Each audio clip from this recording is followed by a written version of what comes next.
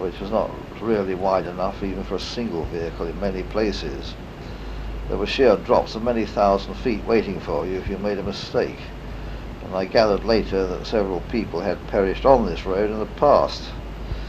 I did make it to the top, and it was well worth the effort, as we were greeted by the pungent aroma of cedar trees which covered most of the plateau, and then it was an incredible view across hills and valleys far below you to the south of Lake Nyassa, and 50 miles on to the tea estates of Cholo and Malangi Mountain. At that very moment I was looking at two very large eagles soaring on static wings far below me, and realised that these two eagles would look like small soaring specks in the sky above to the Zomba residents. The Mlunguzi stream was delightful. I did a quick pH test which registered slightly on the acid side, and noted a fair population of stonefly and Batis nymph. Well, time was getting on, and I wanted to get as much as possible of the journey north behind me, so we headed back to the time clock and started our descent at the appropriate time. This was worse than coming up, as you were looking down into dizzy space without any form of edge protection. I was pretty used to height, but also the comfort and protection of a parachute. I recall the only words Peter spoke: "Better we walk next time, Bwana." We continued our journey north, but fatigue and heavy rain obliged me to make an overnight stop at Mzimba, about, I suppose, 130 miles short of my destination. Mzimba was the provincial headquarters of the northern province, with an airstrip and basic essential services. I made a courtesy call on the provincial commissioner, who kindly offered me a bed and invited me to supper. The next morning, feeling fresh and civilized, I made an early start, but before leaving Mzimba, I left a requisition note with the Public Works Department for various items of building equipment which they recommended, and some basic furniture. I then filled up with petrol, increased my reserve supply by a further 8 gallons, and went on my way in a steady downpour. I arrived at Nyassaland around lunchtime, having travelled over some appalling road surfaces and pole bridges spanning flooded gullies and streams. Only moments before I turned into the entry drive for that tumble-down mud brick and collapsed thatch bungalow, the sun came out in all its glory. There it was, set in a spinney of mature blue gum trees, with a sunlit backdrop of the Nika mountain escarpment. It was a pretty impressive sight, and a happy place, and remained so for the next 13 years. 12 months later, I made exactly the same journey north with Gillian after our marriage in Zomba, and 4 of our 6 children spent their formative years there. I digress. After a meal, I sat and surveyed the scene while Yatima was sorting out a shelter for himself in a small building detached from the house which served as the kitchen. For the next 2 weeks or so, I camped inside the building, where I slept like a Polax bullock, regularly waking at dawn to all the unfamiliar African bird and animal noises, and Yatima's activity in the kitchen with early morning tea. It took about 3 weeks to repair the roof and thatch and to renovate the house.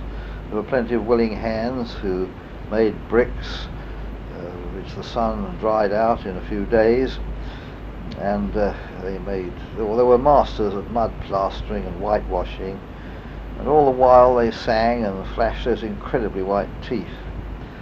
The Public Works lorry had delivered all the required materials and furniture, and Peter Yatima bossed the whole show with ferocious enthusiasm. I quietly thanked heaven for his presence, as it left me comparatively free to lay out markers for the hatchery and experimental ponds in the valley about 300 yards below the house. Here I found a suitable flat patch of approximately 2 acres.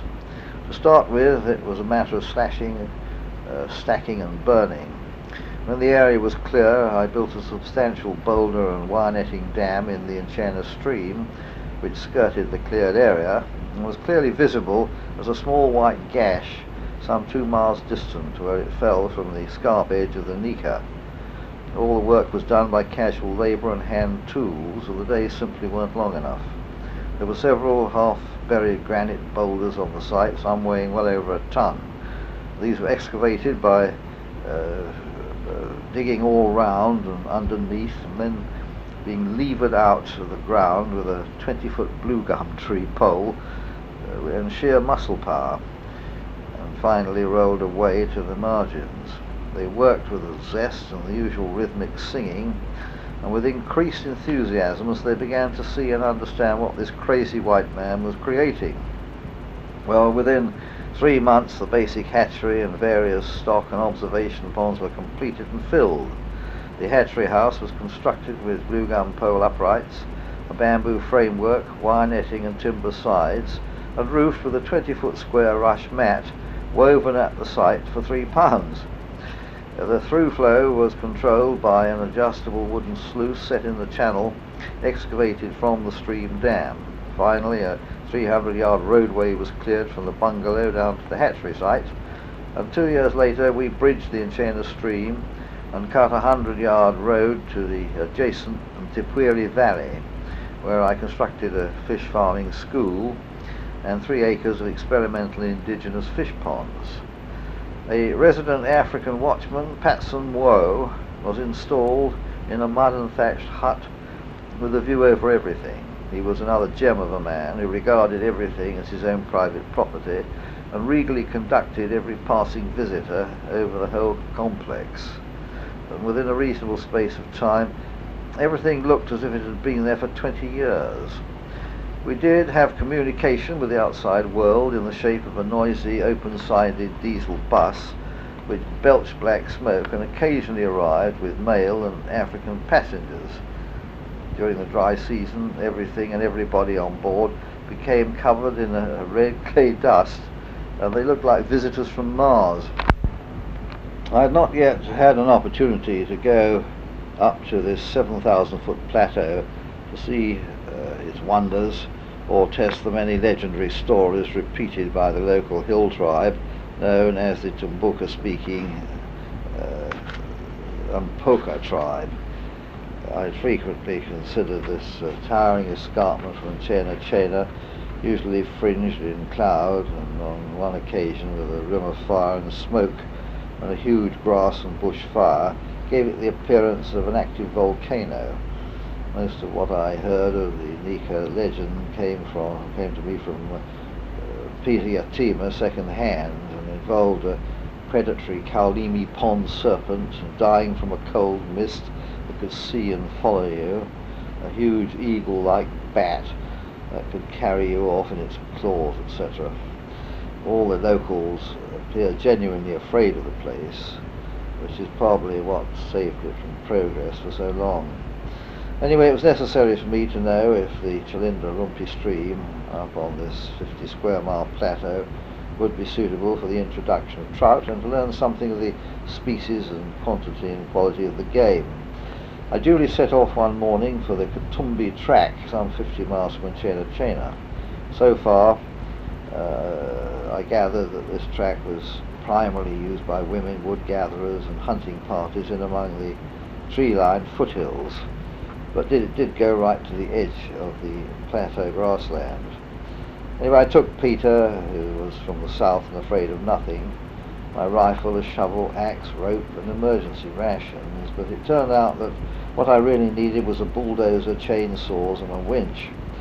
Sensible progress was impossible. Fallen trees, landslides, boulders and storm gullies ended the attempt, and we returned to Nyassaland. Well, it was obvious that a proper task force with full equipment was required for several days. Prompt and unexpected help was forthcoming in the shape of a main roads engineer scheduled to operate in the Katumbi area. When he heard that the Governor-General was coming to see the plateau, the response was amazing. I shall never go to heaven. They did a wonderful job. It was now possible to reach the plateau in under 2 hours, providing it didn't rain. I soon completed the game and river surveys. The Chilindra-Rumpi stream was very promising and was to be the first of the 3 rivers on my list to be stocked with Kenya trout. The initial game survey took 3 days. The nights were spent under canvas near a huge granite outcrop just past the Kaulimi Pond. Ever cautious, I sighted the tent in a narrow gully at the base of this outcrop, which totally sheltered my rear.